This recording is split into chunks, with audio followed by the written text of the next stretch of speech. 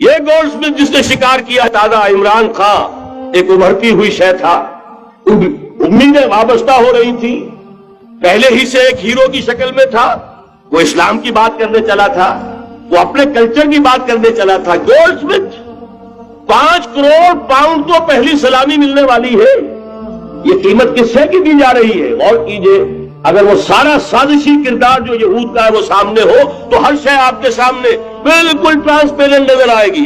آپ دیکھ سکتے ہیں کہ اصل میں ہو کیا رہا ہے، جس کا شکار ابھی آپ کا عمران خان بھی ہو گیا ہے۔ کل جمعے میں مجھے اس کے بارے میں گفتگو کرنی ہے۔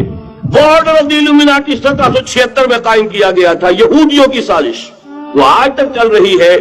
آج بھی یہودی ہے کہ جو اسلام کا خاتمہ اور مسلمانوں کو اپنے کمی کاری بنانے کے لیے ایک پورے ورلڈ آرڈر کا نقشہ بنا کر آ چکے ہیں، اور آج در حقیقت آپ کا اصل دشمن، میں بالکل اتفاق کرتا ہوں مولانا سے، اصل دشمن نمبر 1 میرے اور آپ کے اندر موجود ہے، میرا اور آپ کا نفس۔ اصل دشمن یہ ہے، نفس سے با ہم کم طرف فرعون نیست لیکن اورا اون ایرا اون نیست۔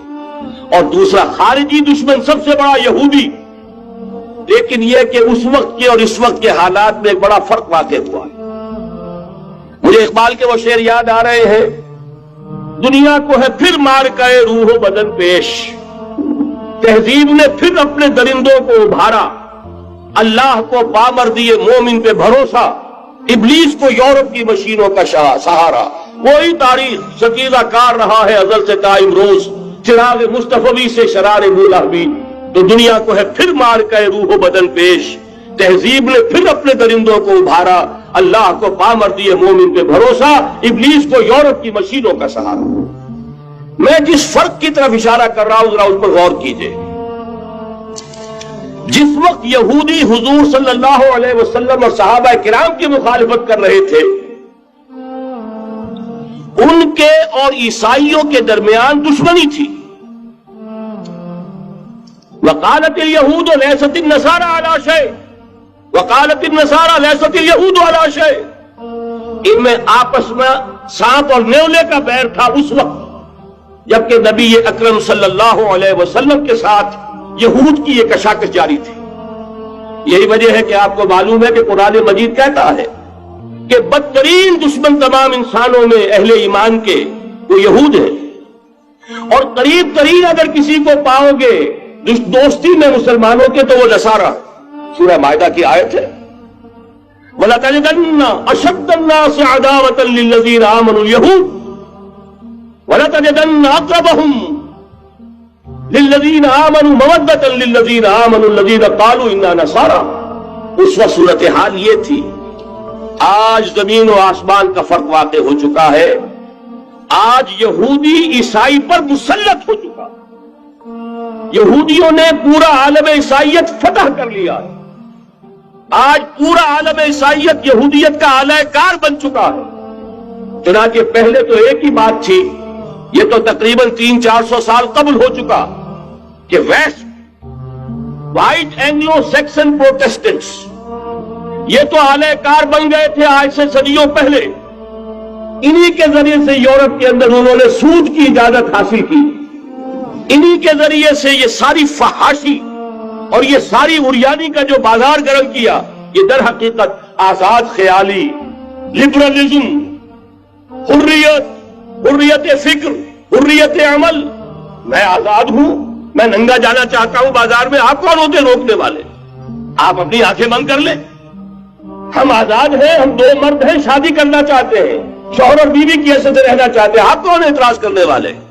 یہ سارا یہود کی سازش، اور آپ کو معلوم ہونا چاہیے جب تک پوپ کا کنٹرول تھا یورپ پر، یعنی ابھی کیتھولک جو عیسائیت ہے وہ غالب تھی، اس وقت تک پورے یورپ میں سود حرام تھا، کہیں انٹرسٹ کا کاروبار نہیں ہو سکتا تھا۔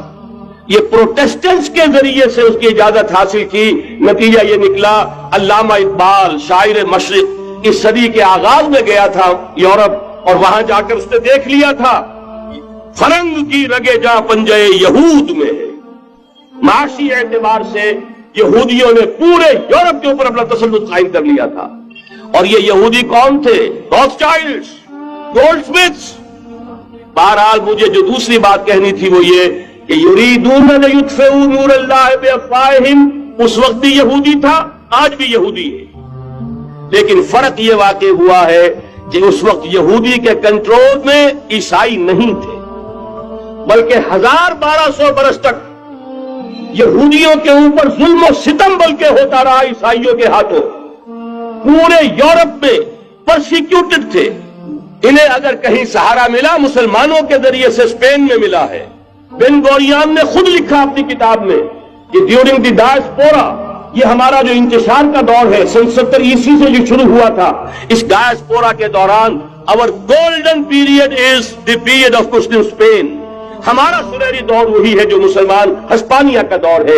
انہیں آرام ملا، انہیں پروٹیکشن ملی، انہیں عیش ملے، اور وہیں سے انہوں نے عیسائیت کے اندر نقب لگا کر اور وہاں سے اپنے راستے پیدا کیے۔ اور دوسرا کام یہ کیا، عیسائیوں کی عداوت کا رخ اپنی بجائے مسلمانوں کی طرف کر۔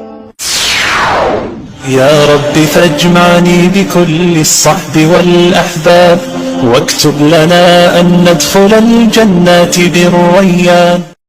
روایت ہے حضرت ابو ہریرہ سے رضی اللہ تعالی عنہ، قال قال رسول اللہ صلی اللہ علیہ وسلم اذا وقعت الملاحم بعث اللہ بعثا من الموالی هم اکرم العرب فرسا واجودہ سلاحا یوید اللہ بہم الدین، رواہ ابن ماجہ عن ابی ہریرہ رضی اللہ تعالی عنہ۔ جب ملاحم کا دور شروع ہوگا تو اللہ تعالیٰ اٹھائے گا ایک لشکر یا لشکروں پر لشکر موالی میں سے۔ موالی کون ہے؟